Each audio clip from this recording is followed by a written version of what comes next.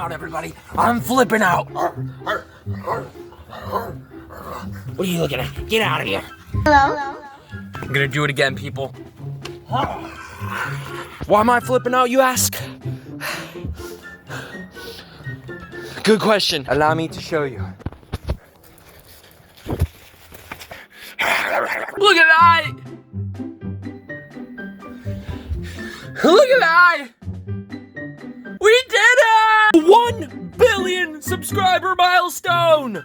We officially have more than Mr. Breast himself. See, even Gizmo's here to celebrate. All right, so how to make Tearout like Nimda. That seems to be a very highly requested video idea, or just anything heavy Tearout, bang your head stuff. I made this drop for a 1 drop a day video, and I flocrocantologically messed up the recording. And I also already tried to film this video once, but as you could hear, my mic was absolutely sick. Let's address the elephant in the room.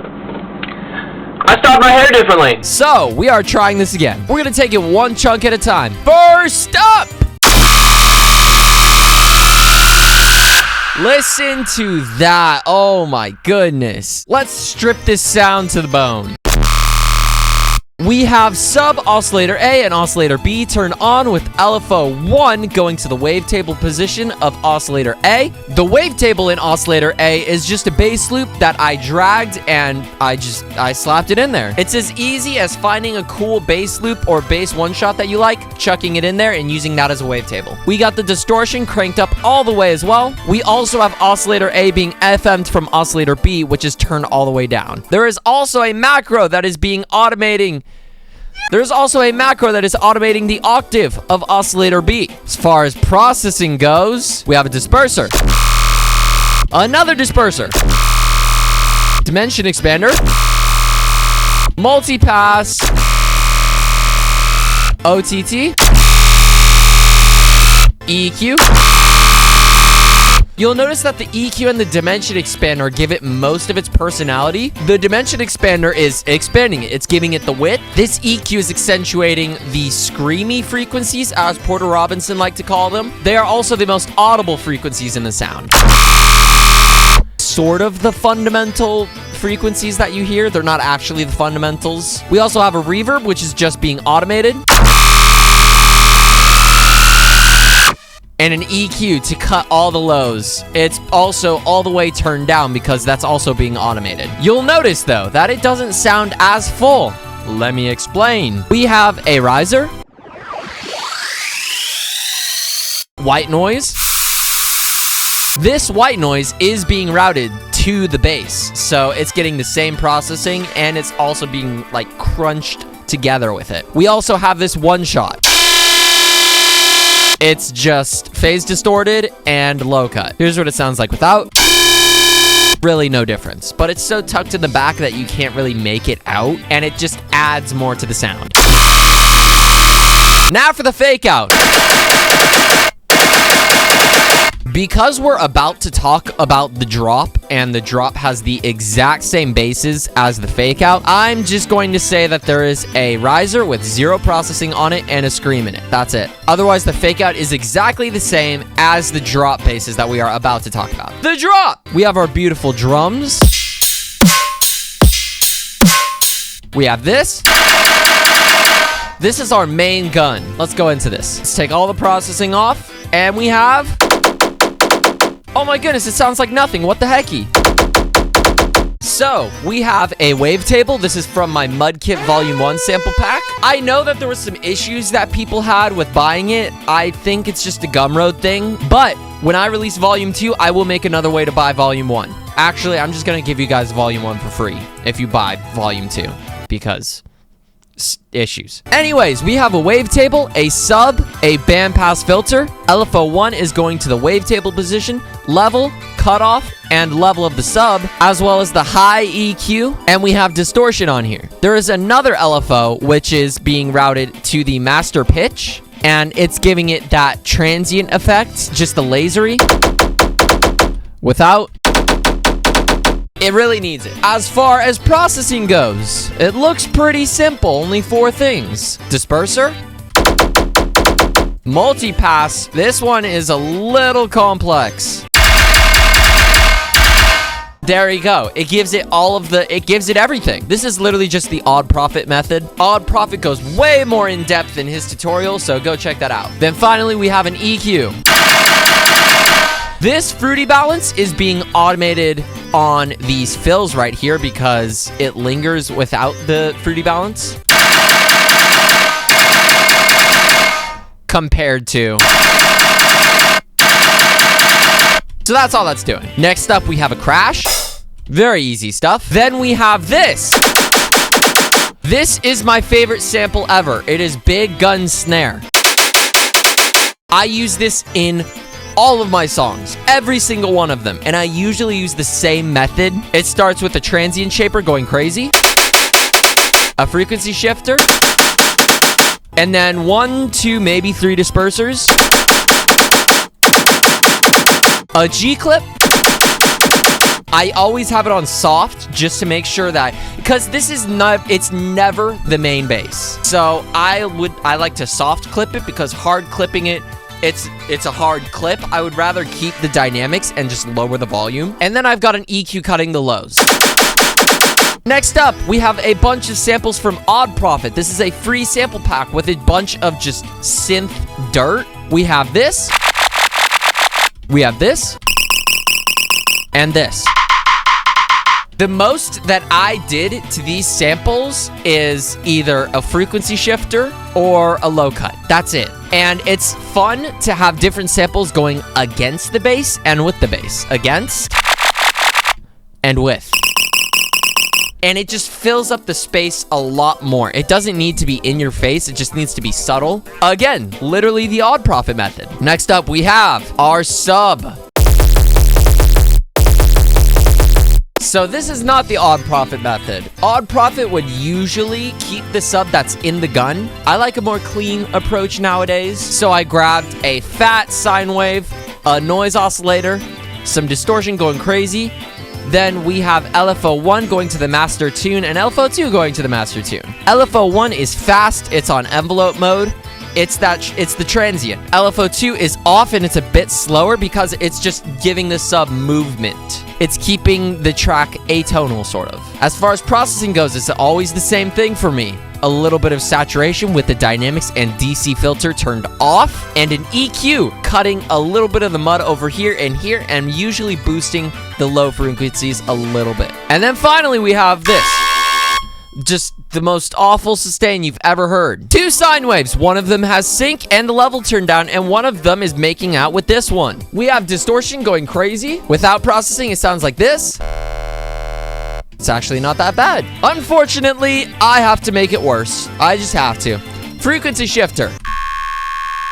It sounds kind of cool with the fundamental going up. Usually it doesn't, but for once it sounds kind of cool. Multipass. This is just being automated in the B half to make this as screechy as possible. You're gonna hear it. Saturator. Another multipass with phase distortion. Disperser. OTT. EQ. And a fruity balance. It's doing the same thing as the gun, just making sure that it doesn't bleed. I've talked about the way I resample to make fills in a lot of my videos, but in a nutshell, I resample the entire drop into Edison, grab another Edison on top of that, and then I start recording on that second Edison, go back to the first one, and use the tape stop button to go absolutely crazy. I call them mud pies, and they just sound like this. Totally. Then I just grab a fun little snippet, and that's usually what I do for fills in these heavier songs. I don't like to make it sound obvious though, so I will either grab something that sounds like a one-shot or make it glitchy. All of the fills in this song are either that first sustain I talked about or what I just talked about with the resample. And by doing that, you have this. Now we have the cool part. So the most audible thing is the awful sustain that I decided sounded good. It's exactly what I said. It's that multipass, and you can see the mix is turned on now. Moving swiftly forward, we have this. Very weird, just weird alien sounding thing. A lot of my basses consist of the same formula, just a wavetable. It can either be one of my wavetables or just grabbing a bass sample and turning it into a wavetable. We have a wavetable, a sub-oscillator, a bandpass filter. This LFO is not doing anything. This one is, however. LFO2 is going to the master tuning. Everything else is being automated by this macro, which is automating the level, the wavetable position, the level of the sub, the cutoff of the bandpass filter, the cutoff of the reverb filter, and the gain of the high frequencies. Distortion is turned all the way up. This macro, what is this doing? Oh, it's changing the wavetable position. I don't know why, but that's happening. I did all this using a macro just for ease of use. I didn't want to create a whole nother patch just to change the LFO shape, because it goes from this to this. Yeah, I just didn't want to do all that. As far as processing goes, here's what it sounds like bare naked. Sounds pretty cool. Unfortunately, I had to ruin it. First up, fruity fast distortion. It's giving it most of that personality already. This disperser is turned off. Such a shocker. We have a multipass now. You'll notice that I have a stereo on here and it's turning the width all the way down. Convolvers can be really chaotic and I usually don't like working with them just because of the stereo. So I usually like to work with mono basses and then add the stereo back in, usually via dimension expander. It's not professional advice. I'm probably gonna find out later down the line that I've been doing it all wrong and then regret every decision I've made up until that point. But that's what I did in this song. Next up, we have OTT. I don't like how this is low cut. It shouldn't be low cut. There we go. That sounds a lot better. Oh, wait. I already cut it using the low. Okay. Dimension expander. There we go. Fruity parametric EQ. I don't know why we're boosting that, but we're doing it, bro. We are doing it. Then a fruity balance. This is obviously being automated somewhere. As far as layers go, we just have big gun snare for the win. Exact same sound I talked about earlier. I just changed the envelope of the sound. Instead of it being a transient heavy sound, now it's more of a sweep. We have the same sub from earlier, just I changed the rhythm. We have this automation on the convolver from the serum patch earlier. Again, convolvers are chaotic and hard to work with. So I sometimes will automate the mix of the convolver to go with the bass, so it's a little less chaotic. And then this thing right here is this whole drop section resampled. I just processed it by doing a lot. Oh my goodness. Sounds like this. It's low cut because it's being low cut on the drop bus. Not here, but somewhere. And then, as far as processing goes, we have a disperser. Another one. OTT. Multipass. Frequency shifter. Dimension expander. And then parametric EQ. And that's how you make the cool part. Oh, also, there's a clap here instead of a snare, but I'm pretty sure you guys got that already.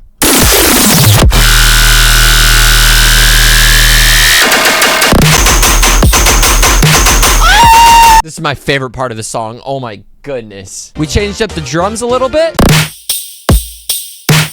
Way cooler snare from Post-Human. Oh! Kick roll and way less hi-hats. It's just this one. Same fake out, but cut short. Now, here's the thing. There's only 2 differences, 3, maybe 4, in this part of the song. Instead of this main gun over here, we have instead replaced it with this. Let's talk about it. Here's what it sounds like with nothing on it. Now, as far as processing goes, we have an EQ, a frequency shifter, all multipass. This multipass is turned off, but it is being turned on in the B half to make it sound more like donkey. I just said donkey, like the animal. We have a stereo, because again, convolvers are chaotic, and we're bringing it back using the dimension expander. OTT, and EQ. Because that high frequency is atrocious, but I kind of like it. So we're not getting rid of it completely, instead just toning it down. And also the sub is different. Same exact processing as earlier. Instead, remember the LFO that was just moving it down slightly? Well, it's 2 triangles now. It's going up and down. I have also added this bass shot. This is a muerte sample. I reversed it, added a multipass, a frequency shifter, which is being automated every other time it plays, I guess, and an EQ to cut the lows. And after doing everything I've said, you get the most crispy, crunchy, munchy tearout drop that you could possibly make. Ready to be played at Nimda's next show at Destroy Your Sister Dome. Let's take one final listen to this.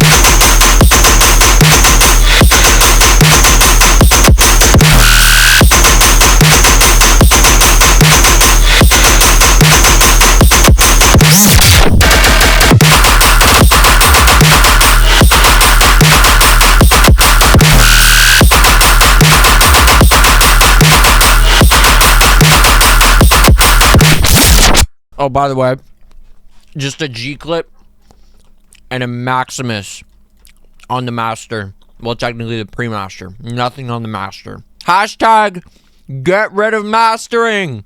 Woo! Thank you guys for 1,000 scrambled eggs.